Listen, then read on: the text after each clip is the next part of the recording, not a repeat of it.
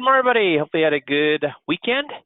You should have gotten your 5Q tape breakdown that we sent out every other week last week.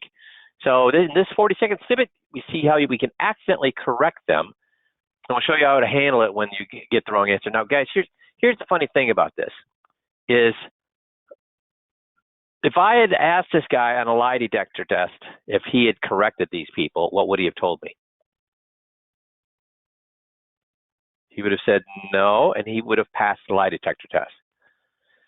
That's the value of I actually had to have him listen to this 3 times before he's like, oh, I did correct him. And because he didn't say, you're wrong. He didn't say that. And then I had him listen to like a couple of minutes before he did this, and then a couple of minutes after he did this.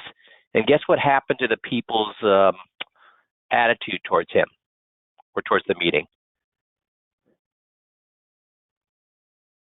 They started to get more combative. They started to get more defensive. So, guys, this is a great lesson, first of all, to learn. Second thing is, it's a great about how not to correct people, what can happen when we do. And was he doing it to be mean? No, he was doing it to, quote unquote, educate them. And he was trying to educate them. But people are not open to being educated when you're correcting them. I mean, think about that. How do you react when somebody corrects you? So the second thing is you got to tape your meetings. You don't need to send them to me if you don't want to, but you got to tape your meetings to at least listen to yourself, or you will not catch yourself doing this. Because now that he knew that he did this, when we did a tape review on this, when he knew that he did this, guess what? He's much less likely to do it going forward. Make sense? Please, please, please. This is every other week. Pay attention to these things. So 5Q EC, and hopefully you will be off next Friday. So this is just a reminder that we will be closed on Friday. And so Lissier. The 43-57 talking listening ratio that makes for brilliant conversation. So the key takeaways from this article were listening to others means people will be much more satisfied with your company and seek you out more. I think we all know this, but do we all follow this? If you want something out of a conversation, the 43-57 rule applies. You should always listen more than you talk if you want someone to agree with you. And listening does not come easy for most people. It requires practice and attention. That's why we got to tape our meetings, figure out when we're doing it. Franklin D. Roosevelt hated small talk. As President of the United States, he was subjected to quite his fair share of it. Roosevelt argued that in the most conversation of this kind, people never actually listened to what other people said, and as if people were reading from a prompt card, politely waiting for their turn. Guys, do we all do this? Do we all kind of wait? You know, it's like, yeah, no, I get it. In our head, we don't say it out loud, but we're saying in our head, we're saying, yeah. Hurry up so I can go ahead and give you my 2 bits. That's our natural inclination, isn't it? Who cares about what you want to say? Listen to what I want to say. So this is something that everybody suffers from. To illustrate his point, Roosevelt would sometimes greet people by saying, I murdered my grandmother this morning. Invariably, most people nodded, smiled, and carried on as usual because they didn't even listen to what he said. Only once did someone actually listen and reply, I'm sure she had it coming. So this is a great anecdote for how things actually, this is something that we all need to pay attention to. When we're listening to somebody, we need to really listen. Listening is good for relationships. Talking about yourself feels good. A study from Harvard University shows that it even gives us similar kicks as does sex, cocaine, and good food. If you do all 3 and talk about yourself, I imagine you're in for a good night. But while monologuing at someone might be good for you, it'll probably leave your conversation partner much less happy. They'll go away and tell their friends, wow, that guy didn't stop talking about himself. It was like I wasn't even there. Have we, guys, give me Y's or N's. Have you been in conversations where it sounded like this? Where you're like, wow, that guy certainly loves to talk about himself. Yeah. And when we're, prior to coming to 5Q, I would venture to guess that a lot of us, and I know for myself, before I created 5Q or the rules that we use as 5Q, when I listened to my tapes, guess what? I'm sure those clients went away saying, wow, that guy sure didn't, and I wasn't talking about myself, but I'm sure they said, wow, that guy really was sure proud of himself. Wow, that guy really sure had a point to make. Wow, that guy really loved to make a point. He loved to show how smart he was. I mean, they were saying those kind of things. And we don't want them to say those things. So what is the 43-57 rule?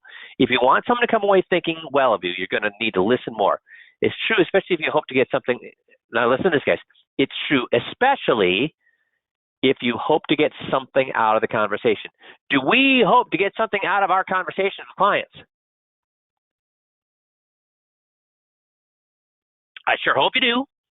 So several years ago, Gong Research Labs decided to analyze 25,537 calls with the goal of answering the question, what is the best talking to listening ratio that makes for a great sales call? What they found is the highest converting talk to listen ratio in sales is approximately 43-57. Inversely, the least successful sales pitches were ones where the salesman talked more than 60%. This means that you're most likely to persuade someone and get them to come around to your point of view if you listen more than you speak. Does the 5Q system leverage this, guys? What's the whole 5Q system? What is motivational interviewing about? What is the open-ended questions and parroting, agreeing, and empowering them? It's all about what? Getting them to talk. So the power of learning to listen, you want to make sure that you pay attention. Be comfortable with the silence. So when you ask a question, give them time, guys, give them time to answer. Give them time to answer. Now, if you can, most of us, give me a yay or nay with this. Most of the time when you're talking to an adult or even a child and you ask them a question, can you tell if they're struggling to answer it versus just thinking about it? From the facial expressions, can you tell whether they're thinking about it or whether they're struggling to answer and don't want to look stupid? Can you most times tell the difference? Most times you're able to tell the difference. So if you think they're struggling because they don't want to look stupid and they don't know the answer, jump in, help them out, and fall on the sword, apologize for asking such a difficult question, and then ask it again in a simpler way. But if they're just thinking about it, give them time to think about it. So let silence fall. Ask questions. Well, duh, that's what we do. And look what the number 3 is. It's what? What do we call empathize? In fact, I think what we do for empathizing is even more powerful than empathizing. What do we do? What's our most powerful tool? GOTS, but what's our most powerful tool in GOTS? Because remember, there's agree, there's parrot, and there's what? Agree, aping. We ape them. Agree, parrot, what's the E stand for? What's the E stand for? Empower. We empower them. We tell them they're above average. Boy, how great do conversations go? Those of you that you have used empower, give me a yay, or give me a yay if you've ever done this. That you've empowered somebody and the conversation just became so much better after you empowered them. How many of you have had that experience?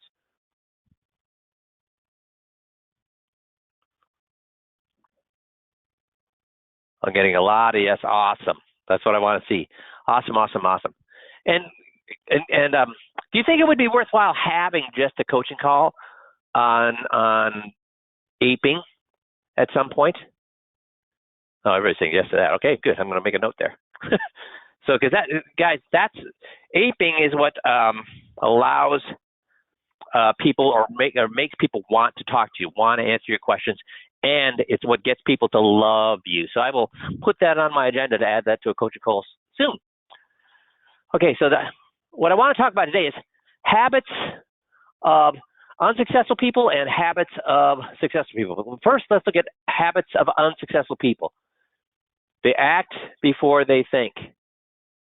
They think they know it all. See, this is me before 5Q. Act before I think. Just go, hey, if something popped in my head, blurt it out. I'm going to show them how much I know, much more than them, obviously. I try to bring others down to their level, so I was talking down to them. I talked more than I listened. Well, I didn't hoard information or data, but fear change. Yeah, I was like, hey, I can't, how could I talk fast? I can't change that. And guys, when I talk to clients, guess what? I talk slow. I talk fast sometimes, but my speed is much slower talking to a client than it is in normal life. Give up easily? No, well, that's one thing I didn't do. I didn't give up easily because I chase people. Wasted my time? Yes, I did a ton of that. Got distracted every day, criticized, Never set goals.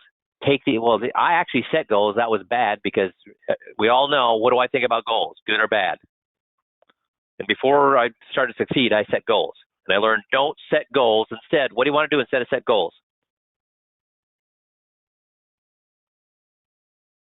Processes, right, Tom? Don't know what they want to be, secretly hope others fail. Yeah. I mean, I was jealous when other people, was I happy when other people succeeded, or was I mad or try to cut them down in my mind when they succeeded? I tried to cut them down. That's stupid. You should be building them up. You should get closer to them. You should befriend them. Instead, I would make all sorts of snide comments. Hold a grudge. Always angry at others. Again, remember when I quit this business, when the year that I got in front of 300 people, $34 million of movable assets, and I only closed $800,000. I quit. And I got mad because when my wife said, "Why are you quitting?" I said, "Because these idiots here in Rochester, they take my information back to the same person who caused them all the problems in the first place. They're idiots." So, who was I angry at? Them, the client, the tire kickers, the plate lickers, the users, as I would viewed them. But really, who should I have been mad at? Because when I finally got mad at myself and held myself accountable, guess what happened to my success? Straight up. And you have to be brave to do that. But it's funny, 8 years of struggling, and within 6 months, I have a stellar business. And how did I do that? By holding myself accountable. And here's the great thing about holding yourself accountable. Can I control clients? No. Can I control the marketplace? No. Can I control the other advisors? No. Can I control interest rates, the stock market, whether we go to war or not, whether the banks fail or not? Can I control any of that? But here's what we've had. In the past 25 years of me using the system, 23 years of other advisors using the system, have we had all those things? Markets up, down, interest rates up, down, bank failures, real estate failures, near calamitous economic events, go to war, you name it, we've had it. And guess what? The system worked for advisors that use it in every single environment. Think and say negative things, blame others. I was excellent at that. Try to bring others down to their level, stop learning. So all these things. This is what I did. I mean, it's no wonder I was unsuccessful because I was doing 90% of these things. So that's what you don't want to do, but what do you want to do? Well, here's 26 habits. I love HubSpot because they do a lot of research on marketing and on sales. So 26 habits of incredibly successful salespeople. Number one is they have a target market.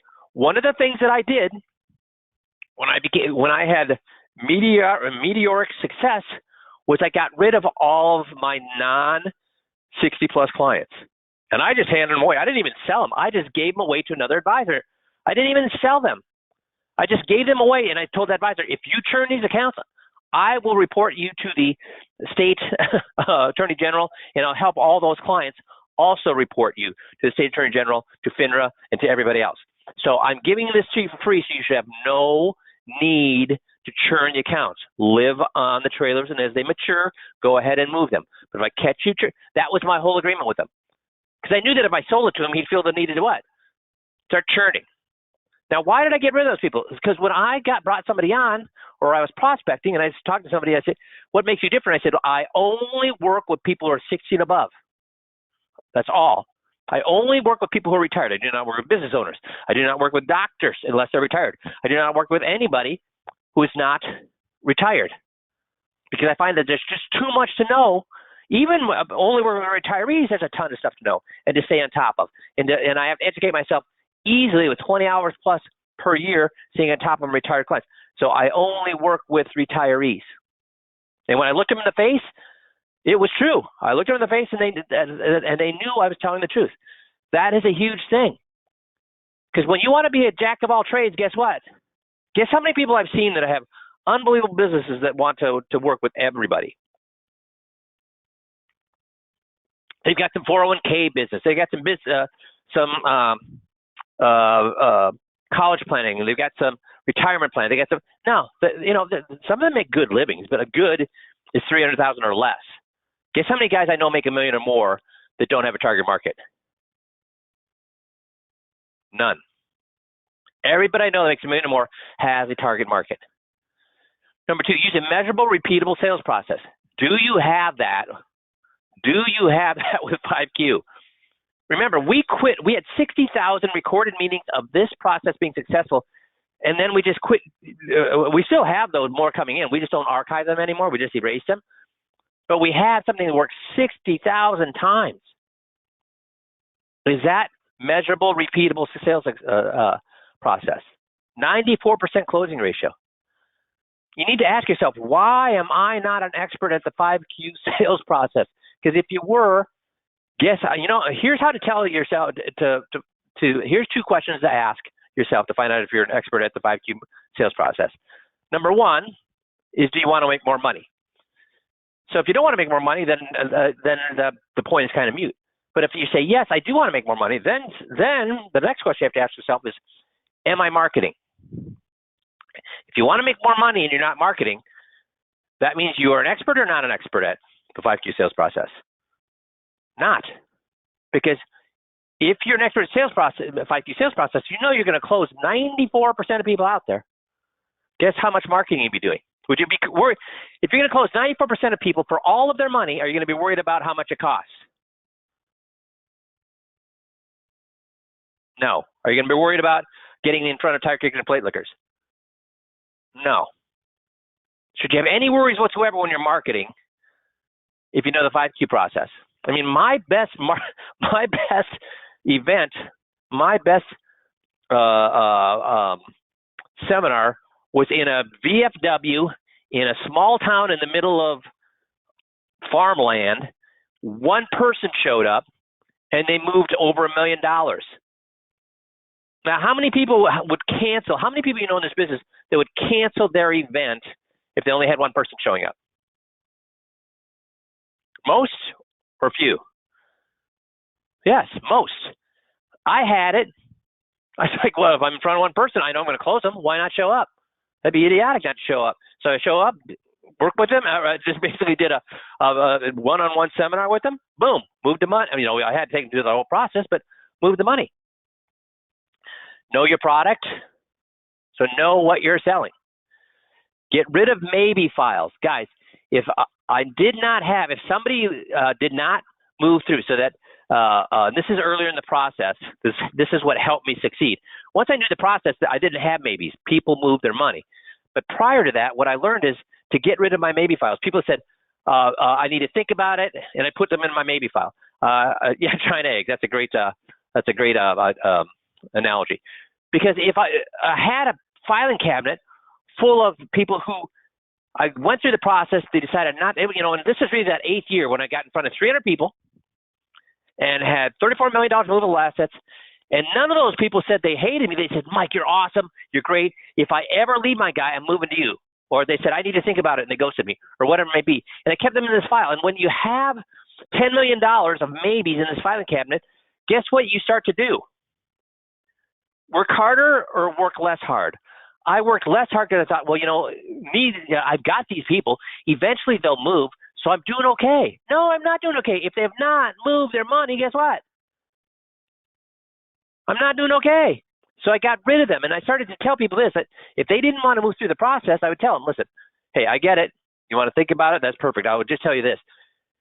If I don't hear a yes from you in the next 2 weeks, then I shred everything. And if you decide to work with me down the road, we'll just have to go through this whole process again. And I will notify you when I shred all of your information. That's how I dealt with them. And then I got rid of their file. And if they came back 2 years later, guess what? Now, they're still on my drip list, but I did not have a file on them anymore. They're in my CRM. They were in my drip list to get my newsletters and things like that, but I did not have any of their financial data anymore. If they wanted to go through, they need to go through the process again. Getting rid of maybe files makes me live in the moment. Makes me think, if I don't have, there's no money here. I don't care if there's $10 million that these people have. I don't have it. There is zero money here. I need to go find more money. It made me work harder.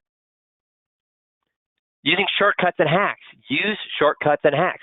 Is the 5Q system a shortcut?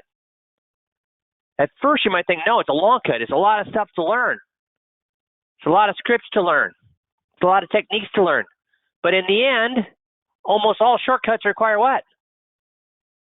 Some effort up front before they become those shortcuts. Need to use your active listening skills. Pay attention. Withhold judgment. Reflect. Clarify. Summarize. Share back with them what you've heard. You need to work hard, play hard. This was a huge one for me. So when I was at work, guess what I did? I worked. So there's nothing that drives me more crazy than when I hear my coaching advisor and they tell me they want to be successful, but every time I talk to them, guess what I talk to them on the phone, guess what's happening? They're remodeling their bathroom. They're re-roofing their house. Their mother-in-law is visiting. Guys, how many people in this country work 40 hours plus? How many successful people, how many people that make, say, $500,000 or more, what percentage of them are working? And we're not talking about athletes that would work for. Well, even the actors would work for. What percentage of people who make $500,000 or more a year work 40 hours plus? What do you think? High percentage or low percentage? High or low?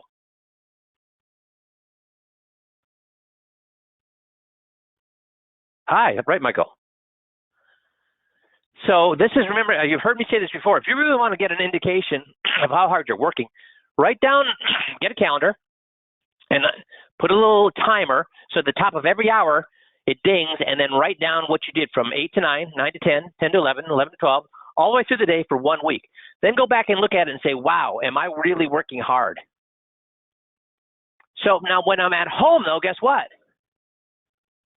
Don't work at home. Do the things that make you happy. Be with your family. Do things that relax. So keep work at work. Keep play at home. But do both.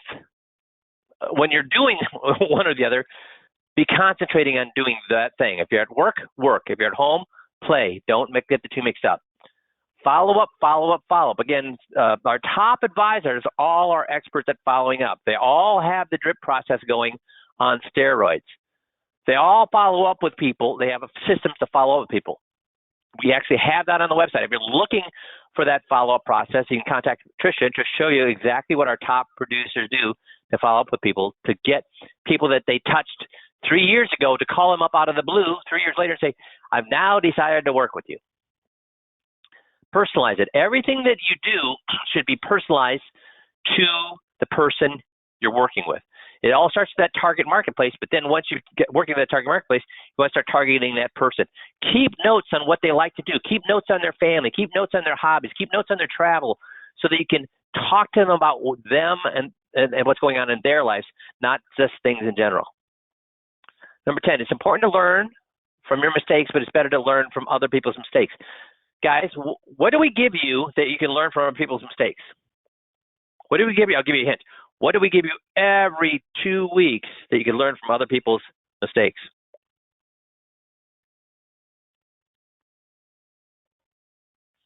The tape review, right, Bert? The tape review that we just began this call with. Practice soft people skills, listening skills, conflict resolution, positive attitude, problem solving, being a better communicator, being aware of what's going on around you, etiquette and manners, taking responsibility, patience, sense of humor, self-control, self-management, assertiveness, common sense, improvisation, enthusiasm, time management, confidence. Be working on yourself constantly. Knowing when to walk away is wisdom. Why did I get rid of the maybe cabinet? I knew that keeping that maybe cabinet was hurting my business. I knew when to walk away. The other thing with this is if you have a client you know is going to be a pain in the ass, I don't care how much money they have, should you take them on? They got $1.5 million, and you know that it's like fingernails on a chalkboard every time they come in. I don't care if you can close them. Should you bring them on? No, because they'll not only hurt your business now, they'll hurt your business when? So you get rid of them. Be a team player. Guys, treat your staff like gold. Don't treat them like they're your employees. Treat them like they're team members, because that's what they are. You would not be where you're at without your team. Be honest, guys. Be honest, be honest, be honest. Do things for the right reason. Be a problem solver. Guys, what are our 5 USPs? Do our 5 USPs address problems that people are worried about? Are they worried about getting more income and taking less risk? Yes. Would they like to do that without moving their money? Yes. Would they like to lower their taxes, be in the 1% tax bracket with their non-qualified money, or pay 7% less on their qualified money withdrawals? Would they like to have income coming in when they lose that Social Security income when their spouse dies? Would they like to have their long-term care paid for them for the first 2 years without expensive annual premiums? These are all things that are about what? Being a problem solver.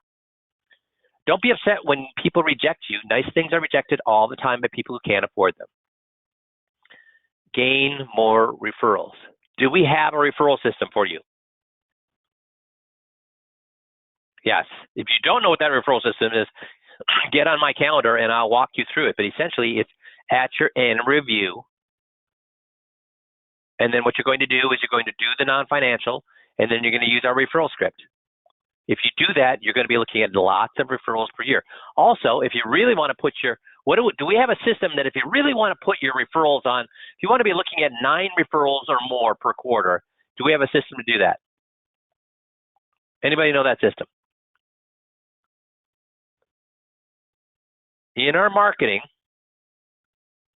at our no and low cost marketing, the client advisory board is an awesome way to get 9 referrals as many times. If you can run, if you got a decent sized practice, you can run a client advisory board every single quarter.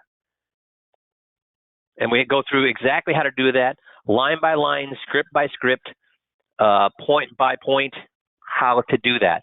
If you have a good client base, if you got more than, say, 25 clients, more than 50 clients, you should be using that client advisory board if you're not doing any other type of marketing, because you'll get awesome referrals. And here's the great thing. When they give you referrals, they have a vested interest in making you succeed with those referrals.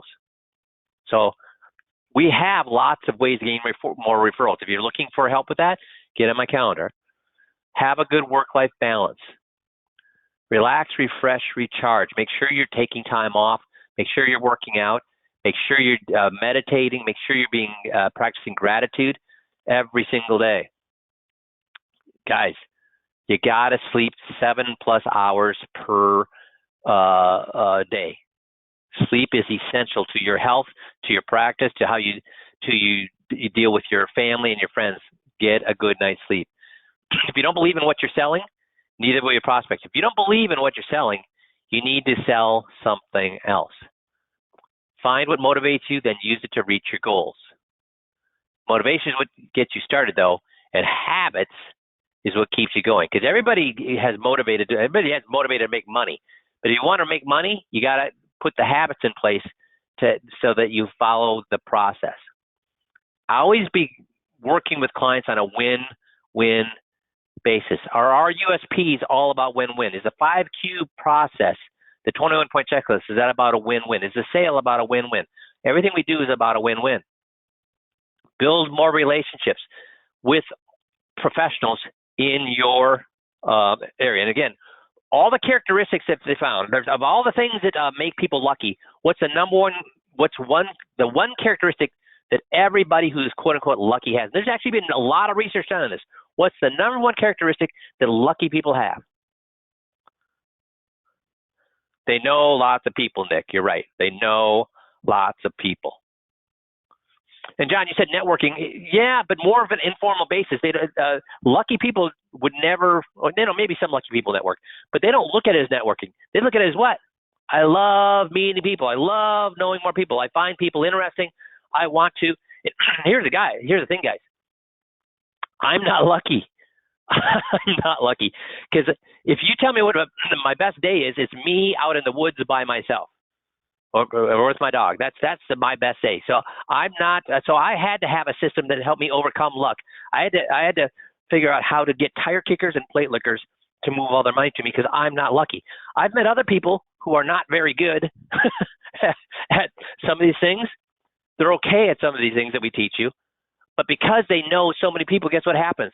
Business falls in their lap over and over and over. I don't know what I would have done if I did both this and was good at what I did. So, guys, if you don't want to learn the system, then you better be awesome at what? If you don't want to, and again, not when I say learn the system, y'all have blown the system. You've all learned the system, but maybe you're not a master of the system yet. But even if you're not a master of the system, guess what will bring in business? Every day you should be what? Before you go home, what should you have done that day? Met somebody new, had a conversation with somebody who was not a client. You need to get in front of new people. And there's so many, right, Michael? There's so many different ways to do that now. Be prepared. And guys, we've given you all the tools you need with these 5 USPs to talk to people. Are we talking about a product with number 1? When we say increase your income from your retirement accounts by 25% or more and lower the chance of running your money without moving a single investment. Are we talking about a product there? Nope. Reduce your taxes on your IRA and retirement withdrawals by 70%. Are we talking about a product there? Reduce your taxes on your investment income, your non-qualified money from whatever bracket you're in down to the 1% bracket. Are we talking about a product there? No. Have you applied for the program that pays 2 years long-term care costs without having expensive annual premiums? So we're talking about a product there? No. Have you applied for the program that will protect your wife from losing half her Social Security income your spouse does? See, we've given you these USPs because there are things that don't talk about products. Do your competitors, if they even have a USP, what's their USPs about? I've got a great what?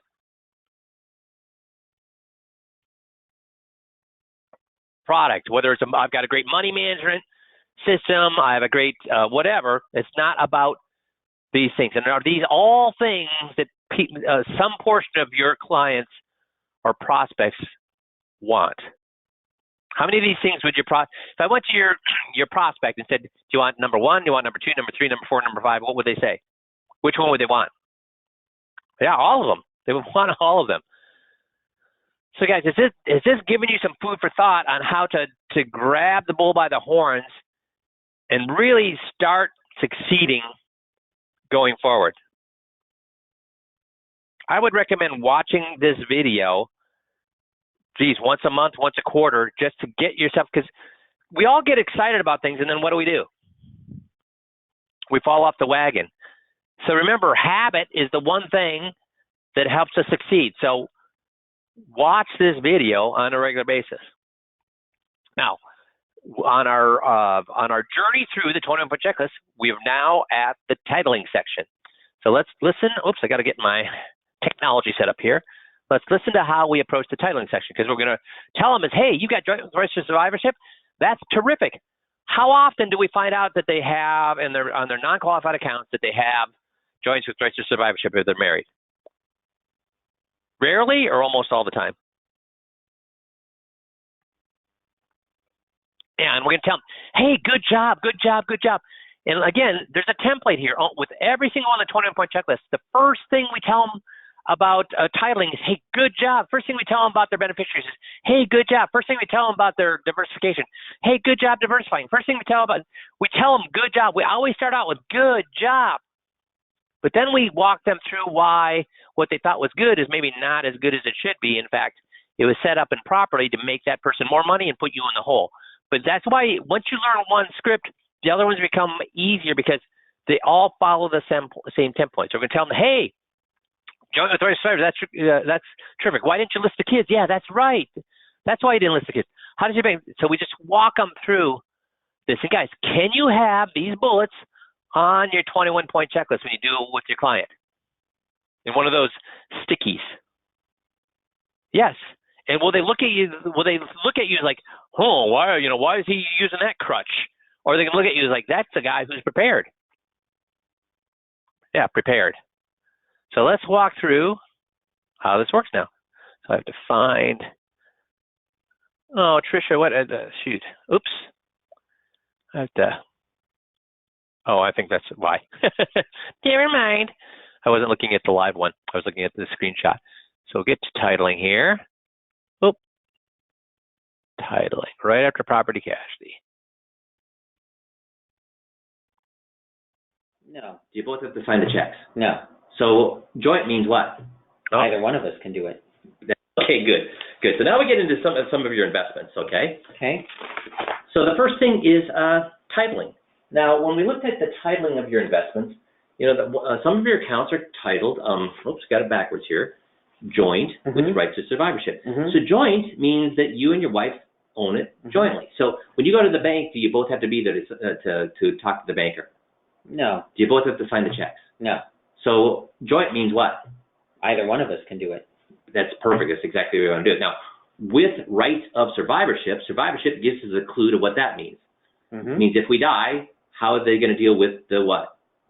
Well, what are they going to do with what's the spouse? The spouse or the survivors, right? So it says is with rights of survivorship. So it gives the right to the survivor. So if something happened to you, could Rochelle still deal with this account? Oh, yeah. Something else, Rochelle, could you still do it? Yeah. So is that a good thing to do? Oh, yeah. It's a perfect thing to do. That's awesome. That's the way a lot of people do it. And I noticed the kids' names aren't on here, which is good because my kids' names aren't on either because God bless them, but can there be divorces? Can there be bankruptcies? Can there be lawsuits? Oh, yeah, all that. And if that happened to them, whose accounts would be dragged into it? These accounts. These accounts. And we don't want, so good job. I don't have mine on, kids on there, you don't have your kids, so good job on that. So, but we do want to know, that it goes to the kids if both of something had God forbid it happened to us, right? Right. So how does the banker brokerage know who to give it to if something happened to both of you? Well, it's in our will. So, it's in your will, right? Yeah. Duh. And so the will goes through that probate process. Have you heard of probate? Yep, you've heard of it. Yeah. So how long does probate take here in Minnesota? I'm not sure. I'm guessing probably 2 or 3 months. 2 or 3 months, yeah. It could be, if it's Prince and everybody's fighting for something and you didn't have a will, well then it might take years. But in your case, 2 or 3 months is probably more than what it would take, just simply because is yours as complicated as Prince's or pretty simple? No, it's much more simple, I'm sure. Yeah. So 2 or 3 months, so it takes a little bit of what? A little bit of time. A little bit of time. Now, your kids are busy. They got kids. Okay. Do I really care if they say it takes 2 weeks or 2 years when it comes to that? No. If they say 2 weeks, am I going to correct them and say, no, it's going to take longer than that? If I do that, what does it sound like? I've got a what? An agenda. So I don't really care what they say as long as they tell me that what? It's not instantaneous. It takes some time, whether it's 2 weeks, 2 months, or 2 years. And we'll explain on our script call after this call, we'll go into why that's the case. But I just want to be clear. Do not argue with them on how much time it's going to take, but they have to say it takes some time. If they got jobs, have they ever dealt with anything like this before? No. So what professional might they hire? I'm sure they'll hire an attorney. An attorney, and they work for free? No, they get paid. They get paid. So it's going to cost a little bit of time and a little bit of money. Who said it's going to cost time and money? They did, and if they say it, it's true. That's right, Tom. Yeah, and if they say it, it's true. But essentially, is that a big problem? No, I don't think so. Do they have the money right now? No. Do your kids have the money? Okay, so what I'm going to do here, guys, is I'm going to actually say what's probably, at least with half the people going through their head. And when you tell somebody, if you say something that somebody's actually thinking, they think you're a what? You're a genius. Wow, he thinks just like me. Wow, this guy has really got it going on. So we know they're going to think this, a lot of them, and I would say way more than 50% are going to be thinking this, that, hey, you know what? So what if it takes, guys, think about this with their clients. Their kid's going to inherit it, and do they care if the kids get it instantaneously? Or they say, hey, they'll get it when they get it. Which one? Instant, or they get it when they get it? No, most of them will say, well, they'll get it when they get it. They say, well, it's going to cost money. They'll say, well, they can just take it out of my accounts then. It's not going to cost them money. It's going to cost them maybe a little bit of inheritance, but they shouldn't complain because they're going to get the rest of it. So that's what they're thinking in their head. So I'm going to have them explain that out loud and agree with that, so there's no argument. Money right now? So if it has to wait 2 or 3 months to get the money, is that going to be a problem? No. And as far as the attorney fees, what can they take that out of? Just whatever they inherit. Yeah. So is that really a problem? No. But if we had our choice, and we could just give it to the kids, go right straight to them without time, without hassle, they would just get it. versus going through probate with a little bit of time and hassle and everything else? Would we rather them just get it, or do we want them to go through probate and all the hassle and time? Well, if you had your choice. Yeah, we'd rather they just got it. Yeah. Has anybody on this call ever had somebody say, no, we'd rather it go, take time, and they have to spend money? Has anybody ever said that? No. I mean, in 23 years, 60,000 plus, and we're probably with 100,000 meetings, not a single person out of 100,000 meetings in the last 25 years has ever said, yeah, I want it to take time, I want it to take money. So you see, 25 years ago, I was predicting what your clients would say 25 years in the future. Guys, that's the power. That's the power of these scripts. And I've asked probably 100 people a year that question. Guess what everybody says? They'd rather they just got it. They'd rather they just got it. So here's the thing. If you went and told your broker and your banker that you want the kids just to get it at your desk, guess what they do? They'd reach to the lower left-hand drawer, the same place they got your new account form on when you open the account. Okay. Right next to it is a form that says that it will go directly to your kids. They say, put your kids' names here, sign it, presto changeo, now it goes directly to the kids. Okay. So how much time did that take? None, really. How much hassle was it? None. No. How much cost? I don't think it cost anything. No. So, when I grew up, my mom always said, do things right the second time. Forget about the first time. No, they want you to do things right the first time. And why? It's just easier. It's less hassle. It's less time. It is. Less trouble. Yeah, it ends up being all of those things, right? Mm-hmm. Yeah. So, why do you think it wasn't done right the first time if it's that easy? I guess I'm not sure. Guess how many people say, I don't know there? 99.999% say, I don't know there. And then we're good with that. And I'm going to agree with them. I'm not sure either. I mean, are we mind readers? No. Do we know what was going on in their life that day? No. So No. I'm not sure either. And we'll get it fixed for you. It does take about a month to get it fixed because obviously we're going to have to change some things and get paperwork back and forth. But we'll get that fixed for you. But now, financial institutions, do they like to have a lot of money in their account? See, that's where some people will stop. If an advisor stops there, they just go, hey, look at this guy, looking at me as an advisor. I'm taking care of these problems. I found a problem. I'm going to fix it for you. That's worthless. What do we need to do at the end of every script, guys? What do we have to have the client say at the end of every script? What do we have to prove? Motive. Very good, Nick. Motive. So now I need to walk through and have them discover for themselves why a bank, why a brokerage, why an advisor would want to get this titling wrong. Because guys, if I went to any other advisor in town and said, hey, would your clients want to go through probate or not go through probate? What would 100% of them say? I'm not sure. Bull crap. What would all of them say? Not. If I went to a banker and said, would you want your clients want to go through probate or not want to go through probate? What would 100% of them say? Not. So then why don't they use the correct language? Well, I'm going to walk the client through it. I'm not going to tell them. I'm going to make the client tell me.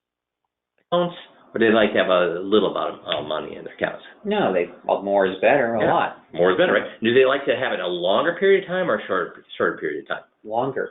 So they like lots of money for longer or not very much money for shorter? No, lots of money for longer. Yeah.